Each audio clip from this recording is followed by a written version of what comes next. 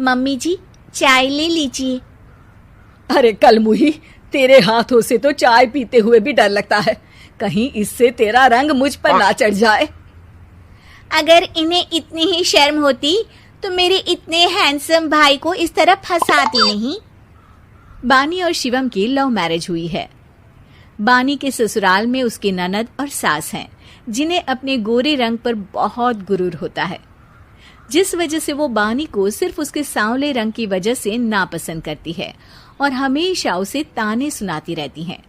बानी उनकी सभी जली कटी बातें सुनकर चुपचाप वहां से चली जाती है। तुम माँ और छोटी को कुछ बोलती क्यों नहीं? मम्मी जी बड़ी हैं, हर छुटकी ना समझ, इस तरह उन्हें उल्टा जवाब देना सही नहीं। मेरी जिम्मेदारी उनकी सेवा करना है, जो मैं पूरे दिल से हमेशा करती रहूंगी। ऐसा बोलकर बानी रसोई में जाकर रात के खाने की तैयारी करने लगती है। रात को खाना खाते हुए बानी की सास उसे कहती है, कल मैंने अपनी फ्रेंड्स के साथ किटी पार्टी रखी है, समय से सारा खाना बना देना और अपना मनहूस चेहरा लेकर ज्यादा उनके सामने मत आना, समझी? माँ, बानी आप दोनों की कितनी परवाह करती है, फिर भी आप उससे इतना बुरा व्यवहार क्यों करती हैं? अरे एक तो लव मैरिज करके इस कलमुही को हमारे सर पर लाकर बिठा दिया और अब हम इसे कुछ बोल भी नहीं सकते क्या? भैया तो इनकी तरफदारी करेंगे ही, आखिर इन्होंने पूरी तरह उन्हें अपने वश में जो किया है। जिसे जो करना है करे, बस कल मेरा सारा काम समय पर हो जाना चाहिए। इस पर सब खाना खाकर सोने चले जाते हैं और अगले दिन बानी जल्दी उठकर सास की किटी पार्टी के लिए तैयारियां शुरू कर देती है, जिस पर पार्टी शुरू होने के बाद सास की सहेलियां कहती हैं, अरे वाह री, तेरी बहू ने तो बड़े स्वादिष्ट समोसे बनाए हैं।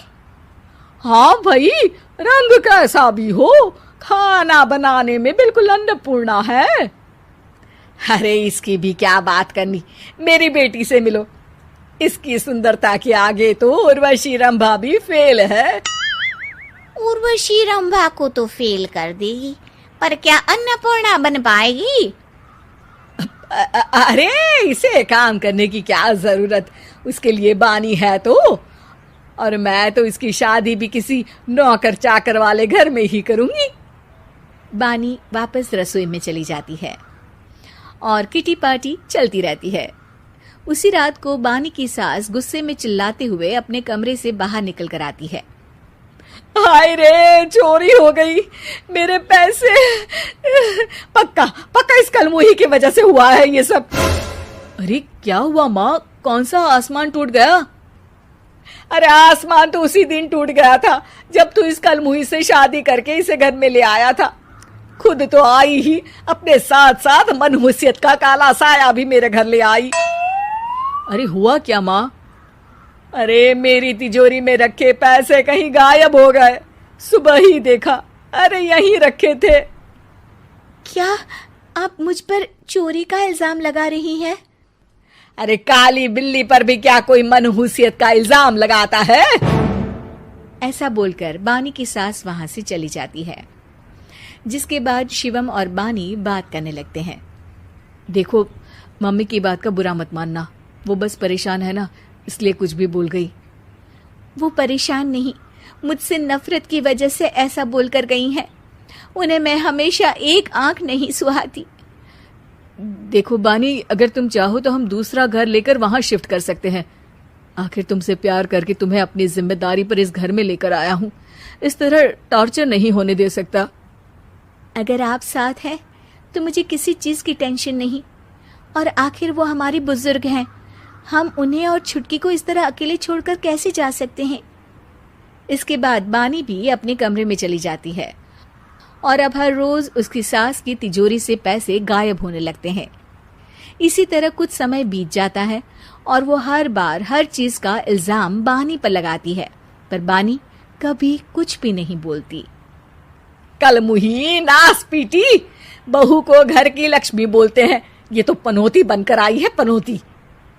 एक रात बानी की सास को आधी रात में प्यास लगती है, तो वो पानी पीने रसोई की तरफ जाती है। तभी उसे अपनी बेटी के कमरे में कुछ आवाज सुनाई देती है। हाँ हाँ, मैंने मम्मी की तिजोरी से हर रोज थोड़े थोड़े पैसे निकाल कर हम दोनों के लायक खूब पैसे इकट्ठे कर लिए हैं। और मम्मी आज तक उस सब के लिए भाभी को ही जिम्मेदार समझती है। तुम बस जल्दी से आकर मुझे यहाँ से ले जाओ और हम कहीं दूर जाकर शादी कर लेंगे। मम्मी को कुछ पता नहीं चलेगा, सब मुसीबत खत्म। अपनी बेटी की ये सारी बातें सुनकर बानी की सास भौंचक्की रह जाती है और अपने कमरे में वापस चली जाती है। जब अगली सुबह बानी सास के कमरे में आती है, मम्मी जी, क्या बात है, आज आप कमरे से बाहर ही नहीं आई? आपकी तबीयत तो ठीक है ना? क्या छुटकी कमरे से बाहर आई या तुम उसके कमरे में गई? नहीं नहीं, क्यों, जाना है क्या? मैं अभी चली जाती हूँ। नहीं, कोई कहीं नहीं जाएगा। इस पर वो बानी को साथ लेकर कमरे से बाहर आती है, जहाँ शिवम भी होता है। वहां उसकी सास बोलती है, छुटकी मेरी तिजोरी के सारे पैसे लेकर अपनी माँ के बारे में कोई ख्याल करे बिना किसी लड़के के साथ घर छोड़कर चली गई। और बहू, तुमने मुझ जैसी सास की सेवा करने के लिए अपने ही पति के साथ दूसरे घर जाने से मना कर दिया। मैंने हमेशा तुम्हारा रंग देखा, अच्छा ही नहीं, जो मेरी सबसे बड़ी गलती है। मुझे माफ कर दे बेटा।